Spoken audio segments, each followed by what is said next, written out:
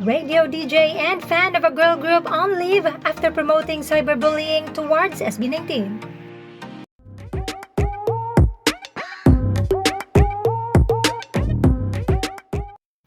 18 has been on lockdown since February, which meant no bardagulan, no patola sa mga shades and bash, and concentrate on SB19 single release, ticket selling, and the whole simula at wakas era. In short, nagtimpi talaga ang 18. However, after the news of the sold-out ticket selling, nakahinga ang lahat ng maluwag, and of course, we are celebrating for this milestone, pero may umepal.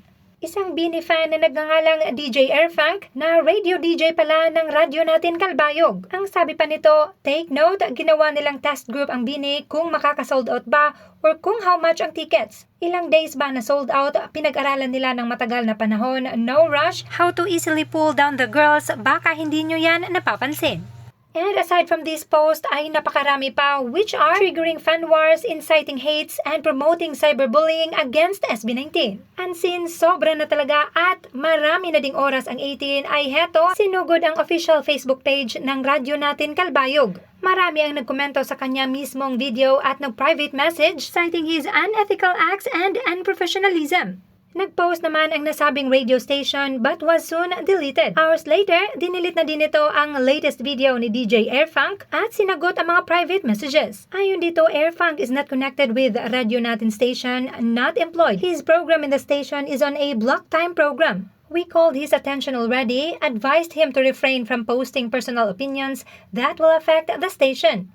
His suggestion, which we agreed, was to take a leave until such time when both parties has come up with a decision to settle the issue. Now, I don't think na hindi empleyado etong si DJ Airfunk ng radyo natin Kalbayog since 2021 pa lamang ay kabilang na ito sa naturang radio station and in one of their posts ay tinawag pa itong production manager. Nakakahiya, di ba?